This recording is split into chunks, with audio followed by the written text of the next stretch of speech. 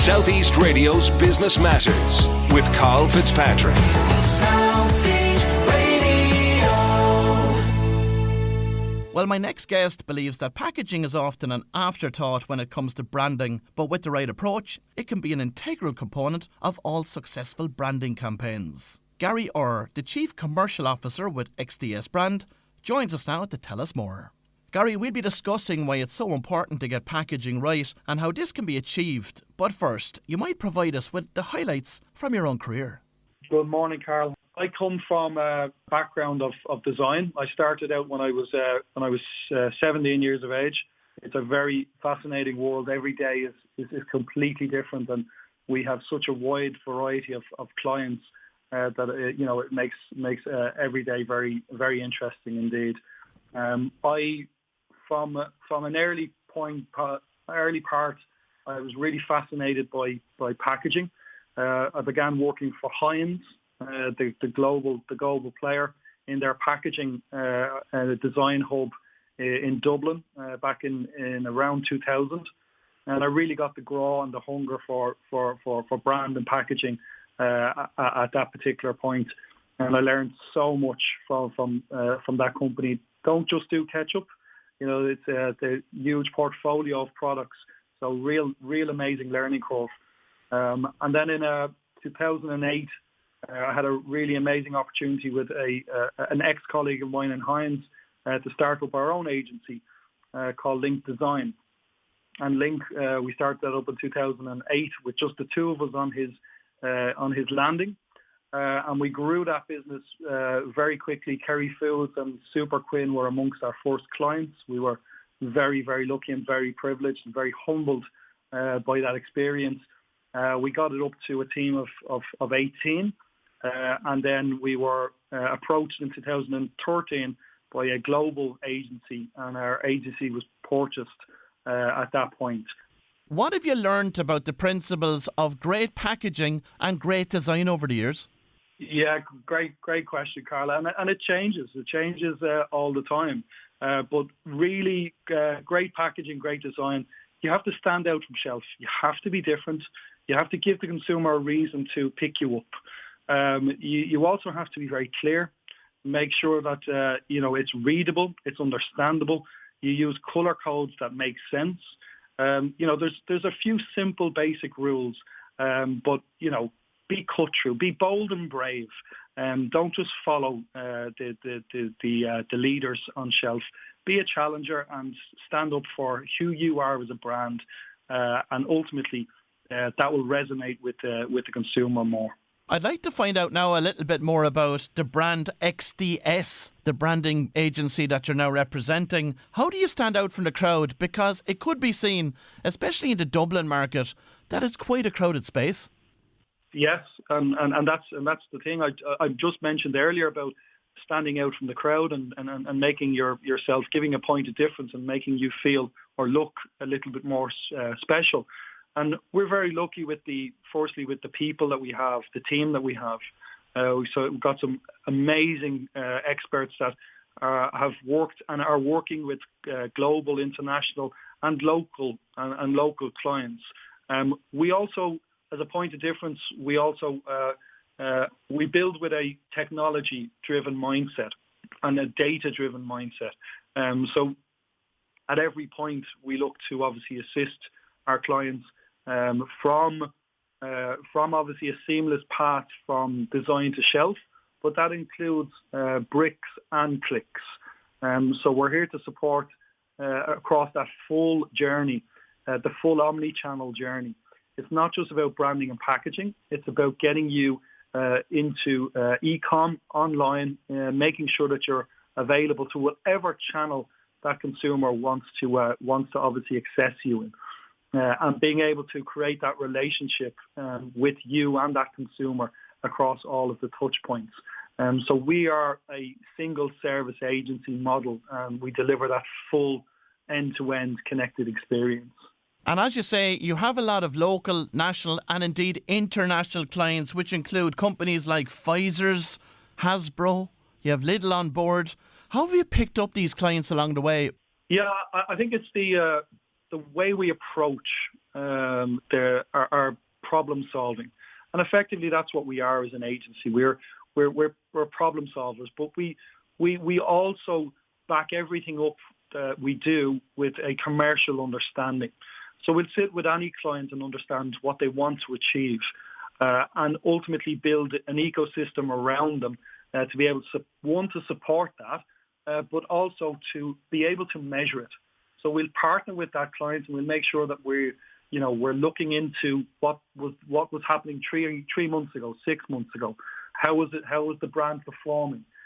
Do we need to do any qual or quant research to understand more about the landscape? And then once we've maybe done a brand refresh or a redesign, or it could be obviously just a campaign, we'll look to get an understanding of the return of investment on that, and we'll work with the client to understand that and to improve and to go again, to ultimately always iterate and always make marginal gains as we go. And of course, quite often, branding can often seem to be something fluffy as opposed to tangible. So what is your approach to actually measuring the results of your work? Yeah, I think that's, if I can be really simplistic about it, we will sit with the client and understand especially before a big project, understand their activity today. It depends on obviously what they'd like to achieve. But if we take a branding or packaging project, what sales have they done over the last 3 to 6 months? Let's have a full understanding of what that is. What distribution channels are they in? What access have they got at the moment? How are they being able to communicate to buyers or potential buyers? And we look at it. We give a full brand health review. And then after we've gone to redesign and we launch out there into the market, we'll do the same after a further 3 to 6 months, and we'll look at the full KPIs and look to understand those key performance indicators and make sure that we've obviously adhered to or even gone above and beyond what we set out to do in the first place. We work with a lot of retailers. And we do a decent bit of work in private label. We know that a 10 to 15% uplift is a very satisfactory refresh. The majority of the projects we're touching and we partner with our clients, we're up at over 30% sales uplift just by a refresh or redesign alone. And Garry, there is of course a lot of talk about sustainable packaging, but is there any hard evidence that sustainable packaging is a consideration for consumers when they're purchasing products? Absolutely, Karl. The stats are there to obviously show that there's a huge growing importance of sustainability, and it's reflected in consumers' purchasing decisions. We see that on a day-to-day, week-to-week basis, and from the surveys that have been done to recently, we're talking about 42% of people want naturally and healthy ingredients. 44% of people want to purchase seasonal or local products. The over 30% want less or minimal packaging. And when it comes to the likes of your purchasing habits in store, there's nearly 70% of people are bringing their own grocery bags shopping. So we're seeing this with the way consumers are purchasing and those decisions that are being made at the moment. And people need to be very much aware of consumer sentiment within these areas. They shouldn't be the last driving force for becoming a sustainable business. You shouldn't be reacting to that. You should be in a proactive position because it's effectively now becoming part of the requirements of the purchasing journey. So at a very practical level, Garry, what are the common mistakes that businesses make when it comes to packaging? Leaving it last, Karl. Leaving it as a last thought. And I've seen that in my wide experience of being not just obviously working with clients, but also being on client side. Packaging tends to be left to the last thought, and ultimately it needs to be brought up as far up in the process as you possibly can. For larger companies, they will have a product launch process or a stage-gated process, and ultimately those decisions, the sustainability decisions, need to be brought up all the way up to the first stage gate or the first process gate. And any companies who are listening that don't have knowledge of what that is, I would encourage them to look to implement a process launch, a product process launch plan or a stage-gated plan, because ultimately all of the right decisions get made much earlier when you have full visibility of it and you're able to manage the timelines. And aside from sustainability, Garry, what are the other packaging trends that businesses now need to be aware of? Yeah, well, as we move into the digital world, Karl, and this even maybe falls into a sustainability approach as well. Digital still admits a carbon footprint. We cannot forget that.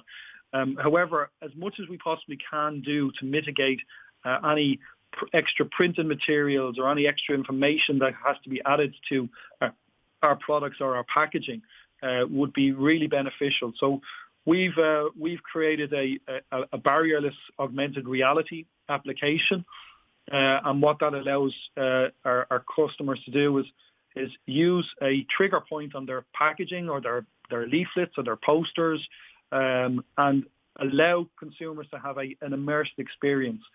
So where previously you may have had to give the instruction for use or how to use this product or extra detail about the actual product inside by a printed material, you could effectively have that as an immersive experience. You can have video in there, you can have text, all forms of information to give a much deeper consumer experience. Well, if you've just tuned in, that was Garry Orr, the Chief Commercial Officer with XDS Brand, and I'd like to thank Garry for joining us on this morning's show. Southeast Radio's Business Matters with Karl Fitzpatrick.